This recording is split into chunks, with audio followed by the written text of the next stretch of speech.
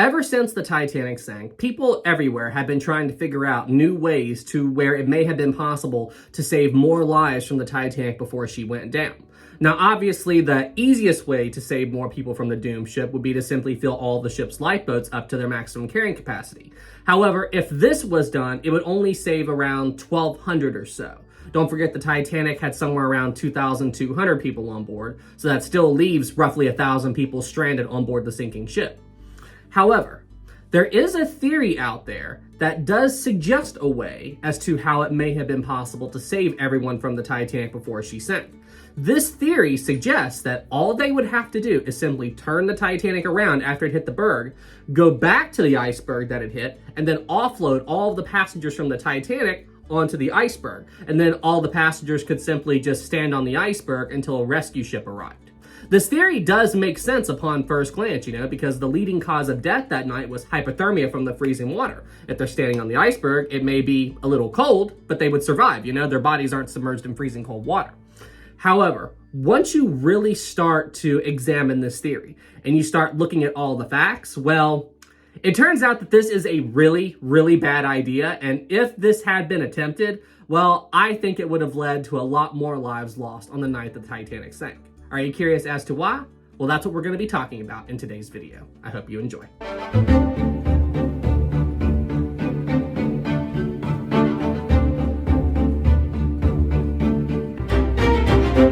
So the first problem you have with this theory, and honestly, this is a problem that a lot of people don't think about, is getting the Titanic back to the iceberg that you just hit. Because thanks to the cold water mirage that was in effect that night, and this mirage is the primary reason as to why the Titanic's crew did not see the iceberg before they hit it, it obscured it.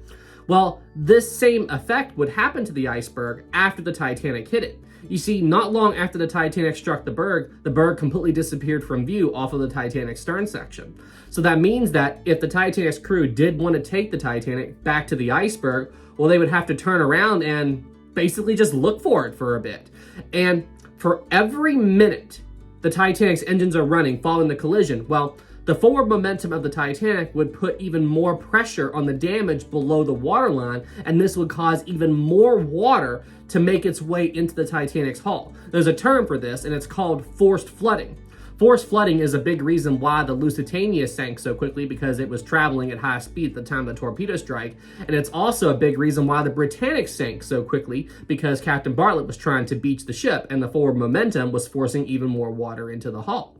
So if the Titanic's crew had tried this, honestly, the Titanic would have sunk even more quickly.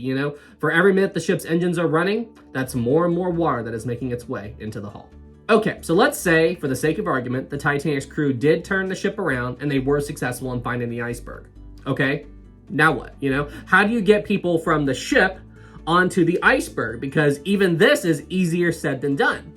Now, to properly answer this question, we first have to think about what kind of iceberg we would be dealing with, because some icebergs have gentle slopes on them that start at the waterline, and people could simply, walk up this slope to the top of the berg. And if this was the case, well, the best way to get people on board this berg would be to simply lower lifeboats down to the water, go over to the berg, offload the people onto the berg, then go back to the Titanic, and then just pick up more people and back and forth, But other icebergs aren't like that. Some icebergs simply just have giant straight up walls of ice that start at the waterline and go up to the top of the berg. And in a case like this, it would be next to impossible to get anybody onto the iceberg. The only way that I could picture it being possible to climb this berg with what they had on board the Titanic would be to bring the Titanic alongside the berg, and then maybe they could make a rudimentary bridge or something that people could walk across from the ship to the top of the berg. But this has its own series of problems, like number one, getting the Titanic into the appropriate position to be able to even attempt something like this, because what you have to remember is, while the Titanic was very good at crossing the Atlantic, the ship wasn't very good at very fine adjustment maneuvers you would need to get it exactly alongside an iceberg. You have to remember the Titanic didn't have thrusters like modern day ocean liners and cruise ships.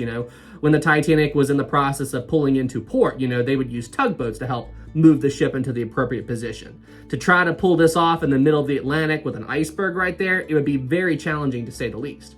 But for the sake of the But for the sake of argument, let's say they did pull it off. How would they build a bridge or something to get people from the ship to the top of the berg? Well, the only way that I could picture them trying this would be to maybe use a gangway or something. But you would need a really large gangway for this, and the Titanic didn't have that kind of thing. Maybe the crew could figure out a way to connect two gangways together to make a longer bridge, but yeah, as you can see, I mean, I'm just spitballing here, but it would be very challenging to get people onto the iceberg, and the degree of challenge all depends on what kind of iceberg you're dealing with. Okay, so now let's say, for the sake of argument, that everything we just talked about in this video doesn't matter, and that somehow the Titanic's crew was able to get all the passengers off the ship and onto the iceberg with magic, okay? So, does this mean that all the people on the iceberg are now safe? Well, no, not really. You see, now we're going to be talking about what is probably the biggest danger of using an iceberg as a, for lack of a better term, a lifeboat of sorts. You see, icebergs are extremely unpredictable structures. You never know what they're going to do. Some icebergs are incredibly strong structures, while others are extremely fragile and they will crumble extremely easily. Now, based on how much damage the Titanic got from the iceberg it hit, I think the Titanic's iceberg was on the stronger side, so I don't think it would have crumbled, but that doesn't mean that all the people on the berg are safe. You see, just because an iceberg is strong, well, it doesn't mean it won't flip upside down. You see, icebergs are extremely prone to, to rolling over and flipping upside down and everything, and it doesn't always take much to cause this to happen.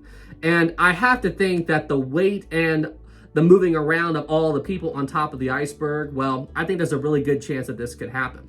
Take a look at this video from a couple of years ago where these people on a small boat came across a small iceberg, and these guys decided to try to climb it.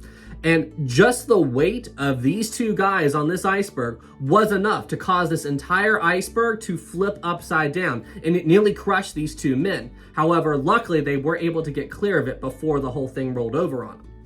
And honestly, this doesn't just happen to small icebergs. Take a look at this footage right here of an extremely large iceberg that actually flipped upside down. So, as you can see, icebergs are extremely unpredictable structures, and honestly, based on this footage right here, I can't see how trying to put people on top of an iceberg is a good idea.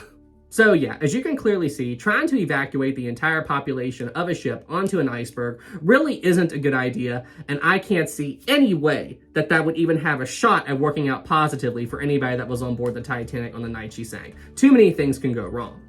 And guys, on that note, there is one thing that was always on my mind while I was thinking about all this for this video, and that is, think about how much time it would take for the Titanic's crew to even attempt something like this. And now I want you to think about how much time it took for the Titanic to sink. 2 hours and 40 minutes.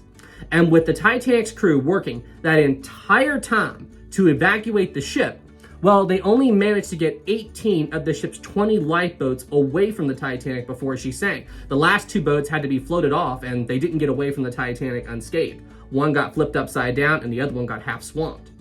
Now, if the Titanic's crew had spent any time trying to muck around with an iceberg or whatever, there's no way they would have been able to get 18 of the ship's 20 boats away before she sank, A lot more people would have been on the Titanic when she foundered, and due to that, a lot more lives would have been lost, So, on that note, a lot of people like to think about all these different scenarios on how it may have been possible to save more people from the Titanic. And sure, looking back on it, there are ways. But if you were there in that moment and you had no idea of what was to come, what would you be thinking about if you were a crewman on the Titanic? I've got to launch these boats as quickly as possible and fill them up with as many people as possible and try to save as many lives as possible, You're not thinking about all these different scenarios on how you might be able to jackleg your way to a better solution. The only thing you're thinking about is trying to save as many lives as you can.